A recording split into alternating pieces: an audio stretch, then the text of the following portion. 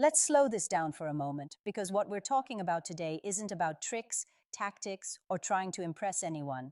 It's about communication that actually lands, the kind that feels calm, grounded, and real. Especially as you get older, attraction stops being about trying harder and starts being about showing up differently. A lot of men believe that attraction is built through money, looks, or saying the right clever thing at the right time. But when you look closely at real connections that last, you notice something else at work. There's a quiet emotional signal being sent. One that doesn't shout, doesn't chase, and doesn't beg. It simply communicates clarity and presence. Over years of observing how men and women interact, one pattern shows up again and again. The men who naturally draw women in are not always the most confident on the surface, and they're definitely not perfect. What they have is emotional direction. They know how to express what they feel without dumping pressure or confusion into the interaction. Most conversations fail not because of what's said, but because of how uncertain and indirect they are. A man hesitates, softens his words too much, or hides behind vague language. He hopes she'll decide for him, so he doesn't have to risk rejection. And while that might feel safer in the moment, it quietly erodes attraction. The human brain, especially when it comes to emotional bonding, responds strongly to clarity. When someone speaks from a place of grounded intention, it creates a sense of safety, not control, not dominance, but direction. And direction is deeply calming to the nervous system. This is where a very simple shift in language begins to matter. Not because the words themselves are magical, but because of what they signal emotionally. When a man communicates from a place of ownership over his choices, his body relaxes, his voice steadies, and the interaction feels more contained. That containment is what allows attraction to grow without anxiety. There's a difference between asking for approval and expressing intent. Approval seeking creates tension. Intent creates structure. And structure is what allows two people to relax into the moment instead of negotiating every step. Think about how different it feels to hear someone speak clearly versus someone circling around what they mean. One feels grounding, the other feels tiring. Over time, people are naturally drawn toward what feels emotionally efficient and away from what feels heavy or confusing. This isn't about forcing anything or pushing past boundaries. It's about being honest with yourself first, then letting that honesty come through your words. When communication comes from that place, it doesn't feel rehearsed. It feels calm, and calm is surprisingly attractive. As we move forward, keep this in mind. Attraction isn't built by saying more. It's built by saying less, but meaning it fully. In the next part, we'll look at the first key shift in language that helps create this sense of emotional direction and why it works so deeply on a psychological level. Now let's talk about the first verbal shift that changes the entire emotional dynamic of an interaction.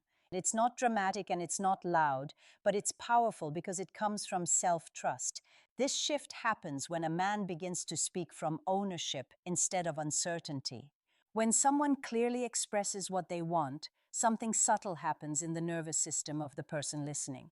The brain relaxes because it no longer has to guess. Guessing creates stress. Clarity reduces it. From a psychological perspective, this is important because attraction grows more easily in a relaxed emotional state. When a man says what he wants calmly and directly, he is signaling that he can handle the outcome, whatever it may be. That signal is more important than the words themselves. It tells the other person, "You don't have to manage my emotions for me." And that removes a hidden burden many women feel in early interactions. This isn't about demanding or insisting. It's about stating intention without apology. There is a big difference between pressure and presence. Pressure feels tight, presence feels open. One pushes forward, the other stands still and lets the moment respond. For example, there is a huge emotional gap between saying something hesitantly and saying it with grounded certainty.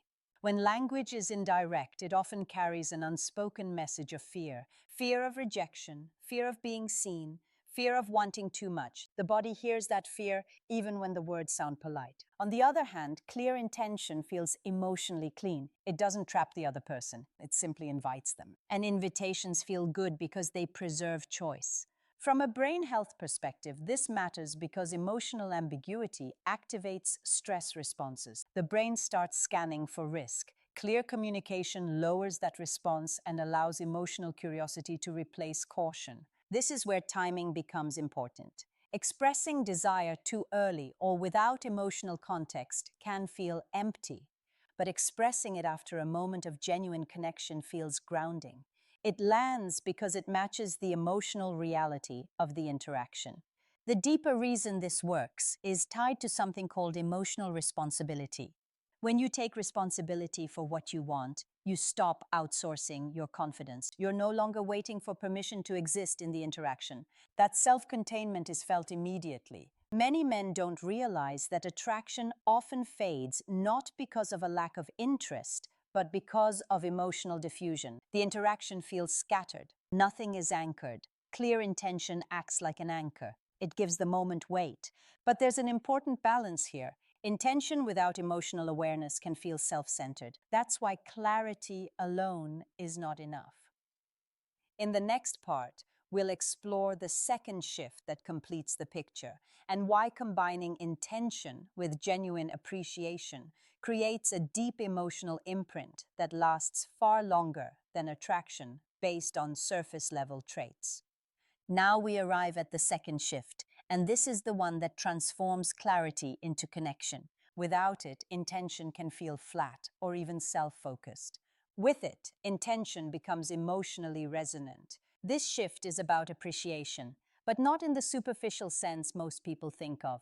Real appreciation is not flattery. Flattery tries to get something. Appreciation gives something. The brain can tell the difference instantly. When appreciation is genuine, it activates areas associated with safety, bonding, and emotional memory. This is why certain interactions stay with us long after they end, while others fade almost immediately. From a psychological and nervous system perspective, being appreciated for who you are, not just how you look, regulates emotional stress. It tells the brain, I am seen, I am understood, I am valued. That message is deeply soothing, especially in a world where most interactions feel rushed or transactional. When appreciation is paired with clear intention, something powerful happens. Desire no longer feels consuming or needy. It feels chosen, and being chosen is very different from being needed. Need creates pressure. Choice creates warmth. This is also where integrity comes in. Appreciation only works when it's aligned with your tone, posture, and presence. The body is always speaking. If your words say one thing, but your body says another, the nervous system notices the mismatch. That mismatch creates distrust, even if the listener can't explain why. Congruence is simply alignment. Your words, voice, and body all telling the same story. When you speak slowly, maintain eye contact naturally, and allow space after your words, sincerity has room to breathe. Rushing kills depth. Stillness creates it. Timing matters here as well. Appreciation has the greatest impact when it's offered at moments of emotional openness, at the close of a meaningful conversation, after shared laughter, when there has already been presence. Used sparingly and honestly, it creates what psychologists call an emotional anchor. An emotional anchor is a memory linked to a feeling. When someone later thinks of you, they don't just remember what you said. They remember how they felt in your presence. Calm, seen, valued, desired without pressure. From a health and well-being perspective, this kind of interaction reduces emotional burnout. It creates cleaner endings to moments instead of unresolved tension. Clean emotional experiences are easier for the brain to process and store positively. The goal here is not perfection, it's authenticity with direction. You don't need to say everything right. You only need to be real and responsible for your inner state. When you are grounded in yourself, your communication naturally becomes clearer and warmer. As you use these shifts, remember that attraction is not something you force. It's something you allow by removing confusion. Speak with intention, appreciate with sincerity, stay aligned in your body and tone, and trust that being real, calm, and present is more than enough. That's where connection begins.